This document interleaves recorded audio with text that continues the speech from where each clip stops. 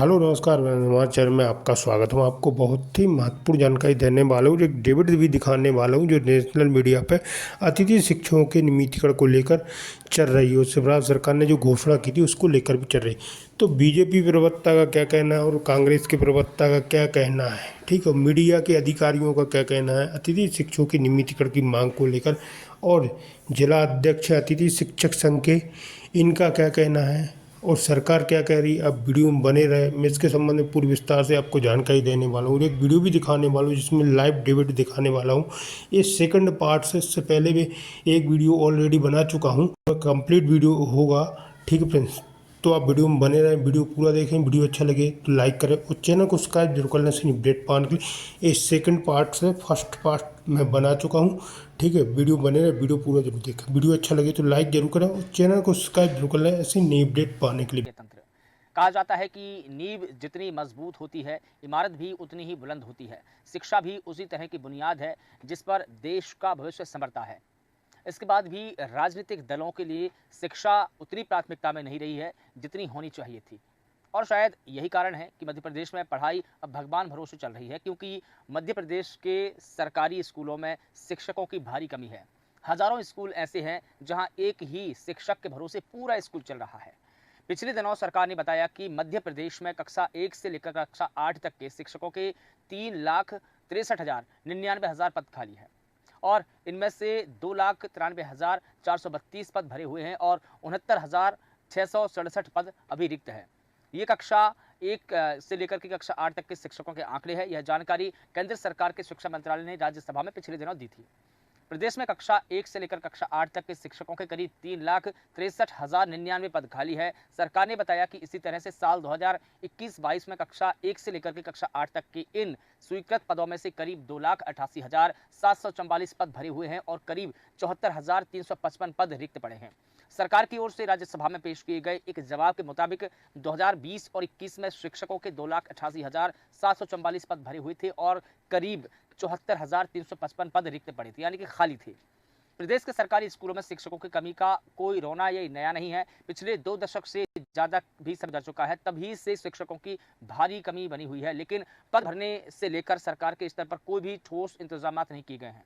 मध्य प्रदेश में जो board result आए हैं 2024 में करीब 35% से अधिक, यानी कि करीब 2,19,000 बच्चे फेल हुए हैं। मध्य प्रदेश एजुकेशन पोर्टल के मुताबिक पूरे मध्य प्रदेश के करीब 74,000 सरकारी स्कूलों में से करीब 2,621 स्कूल ऐसे हैं जहां पर एक भी शिक्षक नहीं है। सोचिए इन स्कूलों की हालत क्या रही होगी, जबकि प्रदेश के 10,000 से ज़्यादा स्कूल में केवल एक शिक्षक है, जो सिर्फ इतने स्कूलों में सिर्फ एक शिक्षकों के भरोसे स्कूल चल रहा है। अब आप ही सोचिए कि अगर ऐसी ही स्थिति रही तो कैसे स्कूलों का रिजल्ट सुधरेगा। फिलहाल इस पूरे मुद्दे पर बात करने के लिए हमारे साथ में कुछ मेहमान हैं। मैं सबसे पहले अपने मेहमानों का परिचय करा देता हूं, फिर इसके बाद में इस पूरी परिचर्चा को आगे बढ़ाएंगे। डॉक्टर नवीन आनंद जोशी वरिष्ठ पत्रकार हमारे साथ में जुड़े हैं, सर आपका बहुत स्वागत करता हूं। इसके अलावा शैलेंद्र सक्सेना जी है हमारे साथ में, समाजसेवी है, सर आपका भी बहुत स्वागत करता हूं। कौशल सक्सेना जी हमारे साथ में जुड़े हैं, राजनीतिक विश्लेषक है, सर आपका भी बहुत स्वागत करता हूं। सबसे पहले डॉक्टर नवीन आनंद जोशी सर, मैं आपसे समझना चाहूँगा, जिस प्रकार से शिक्षकों की भारी कमी देखी जा रही है मध्य प्रदेश के स्कूलों में, तो क्या इन स्कूलों की बदहाली का यही कारण है? देखिए, शिक्षा देना सरकार का प्रथम कर्तव्य होता है और शैक्षणिक व्यवस्थाएं सुधारना सरकार की फर्स्ट वरीयता भी होना चाहिए।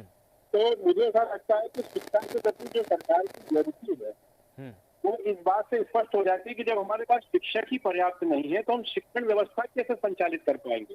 सबसे पहले ये कहा जाता था कि इंफ्रास्ट्रक्चर की कमी है, कहीं बिल्डिंग्स नहीं थी, कहीं पीने के पानी की पर्याप्त व्यवस्थाएं नहीं थी, कहीं शौचालय नहीं थे। कुछ दिनों से या कुछ वर्षों से हम कहें इंफ्रास्ट्रक्चर में तो काफी सुधार हुआ, लेकिन बावजूद इसके जो शिक्षकों की भर्ती को लेकर के जब हम देखते हैं तो सरकार उसमें इतनी गंभीर नहीं है।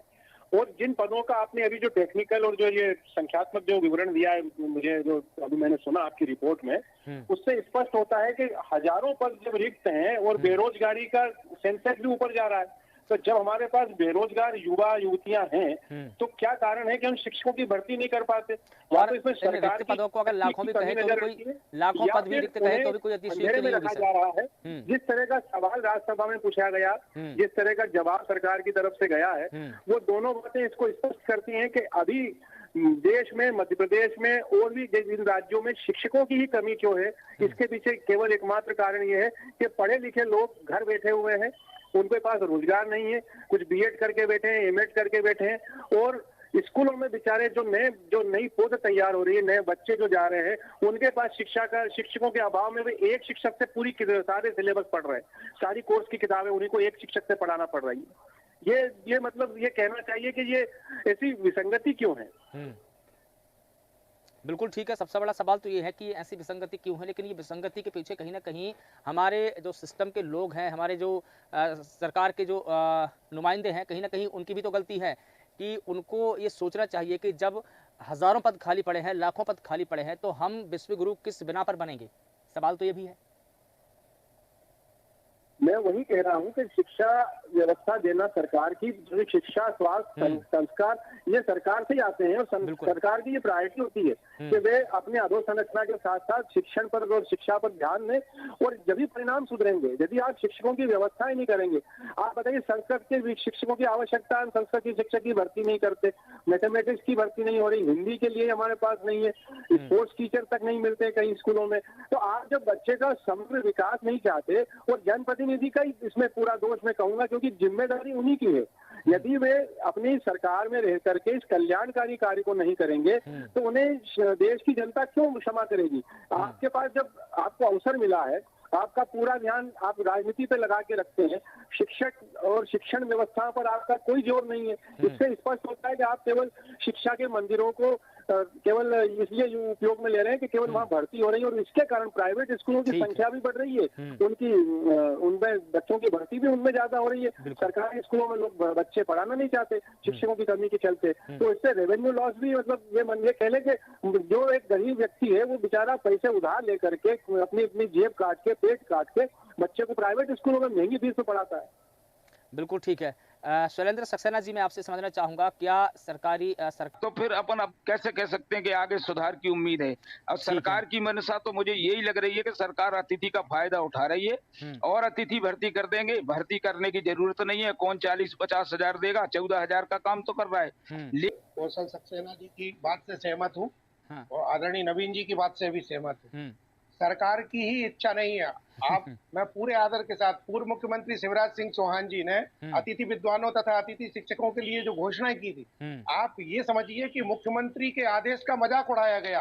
अधिकारियों ने उन्हें अपने मकड़ जाल में उलझा लिया। जो उन्होंने घोषणाएं मंच से की थी, घोषणाओं का पालन क्यों नहीं किया गया? तो क्या मुख्यमंत्री की कोई वैल्यू नहीं है? मुख्यमंत्री की कोई इज्जत नहीं है? मुख्यमंत्री का कोई सम्मान नहीं है? मुख्यमंत्री या अधिकारी मुख्यमंत्री से इतने बड़े हो रहे हैं कि उन्हें अपनी योजनाओं में फंसा ले, और मुख्यमंत्री की बात का कोई महत्व नहीं है। शिक्षा का स्तर कैसे बढ़ेगा? शिवराज जी ने बहुत बड़ा दिल दिखाकर अतिथि शिक्षकों और अतिथि विद्वानों के नियमितीकरण का मार्ग प्रशस्त किया था।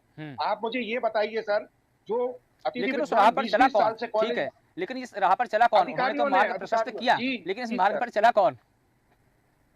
तो सर इसके लिए जो जिम्मेदार अधिकारी हैं, उनके खिलाफ कार्रवाई होना चाहिए। आज मोहन यादव जी को भी ये लोग घुमा रहे हैं। मैं तो आपके माध्यम से ये बात कर रहा हूँ, मेरे दोनों बड़े भाइयों से निवेदन कर रहा हूँ, केवल अतिथि विद्वान या अतिथि शिक्षकों नहीं है, यही स्थिति कमोवेश आंगनबाड़ी की है, आउटसोर्स कर्मचारियों की है। अधिकारियों ने अपने बौद्धिक मकड़ जाल में उलझा रखा है। ठीक है सर, इसीलिए ठीक है। कौशल सक्सेना सर, अंतिम सवाल आपसे जानना चाहूंगा कि हमारे राजनीतिक दलों, राजनेताओं की बहस के केंद्र में, या उनके चुनावी पर्चे में, या उनके चुनावी मुद्दों में हमारी शिक्षा महत्वपूर्ण मुद्दा बनकर क्यों नहीं उभरी है? दरअसल क्या है कि एक कहावत होती है ना कि सारे लोग फंसे हुए हैं उसमें, तू हमारी मत खोल, हम तुम्हारी नहीं खोल रहे। नवीन जी ने बहुत अच्छी बात की है, और एक उनका अपना अंदर उनका जमीर बोले कि हम इतना तनख्वाह ले रहे हैं, हम पढ़ाए, उनका जमीर बोले। लेकिन जमीर केवल बोलेगा, हम ऐसी उम्मीद लगा के ना बैठे। जमीर के साथ साथ कानून का डंडा भी होना चाहिए। यदि वो 1 दिन नहीं जा रहे हैं, 2 दिन नहीं जा रहे हैं, उनका बाकायदा उनकी जांच होना चाहिए, उन पर सख्त कार्रवाई हो, उनकी वेतन रुके। तुम गवर्नमेंट से 70-80 हजार रुपए ले रहे, क्यों नहीं जाओगे? गाँव में बिल्कुल व्यवस्था नहीं है, नौकरी छोड़ देना चाहिए ना आपको, हम नहीं करेंगे हैं। आप 80 हजार रुपए, 70 हजार रुपए ले रहे हैं, गांव में तो अव्यवस्थाएं होती हैं। आप गांव में जाइएगा, गांव में व्यवस्थाएं सुधारी। कई स्कूल हैं, मेरे रायसेन जिले में एक टीचर है, वो टीचर को राष्ट्रपति सम्मान मिला। छोटे से गांव में उदाहरण पेश किया, छोटे से गांव में जहां पर पानी की व्यवस्था नहीं थी, पूरा स्कूल किसी कॉन्वेंट से कम नहीं है, सड़क तक उस मास्टर ने अपने बच्चों का सहयोग, पालकों का सहयोग लेकर बनाई। कम से कम 100 पेड़ वहां पर लगाए हैं। रायसेन जिले का स्कूल है, मैं कभी चर्चा में बताऊंगा, उसको रानी जी ने सम्मानित किया। तो वो अंदर से बात आ गई, लेकिन जब कानून का डंडा पड़ेगा तो ऐसे जो मक्कार लोग हैं ये कानून के डंडे से सुधरेंगे। बिल्कुल बहुत ठीक से है, खुली राजनीति कर रहे हैं, बिल्कुल नाम मास्टर है, खुली राजनीति कर रहे हैं। ठीक है सर। अब मास्टर पर हाँ जी बिल्कुल ठीक है सर, चूंकि हमारे पास में समय का अभाव है और इस पूरी परिचर्चा को यहाँ पर विराम देना होगा, तो आप सभी का बहुत शुक्रिया इस परिचर्चा में जुड़ने के लिए। बता दें कि मध्य प्रदेश में अब भगवान भरोसे पढ़ाई चल रही है। मध्य प्रदेश के सरकारी स्कूलों में शिक्षक नहीं है, सरकारी स्कूलों में शिक्षकों की भारी कमी है। ऐसे में सवाल सरकार से यही है कि हमारे स्कूलों में नहीं है गुरु, हम कैसे बनेंगे।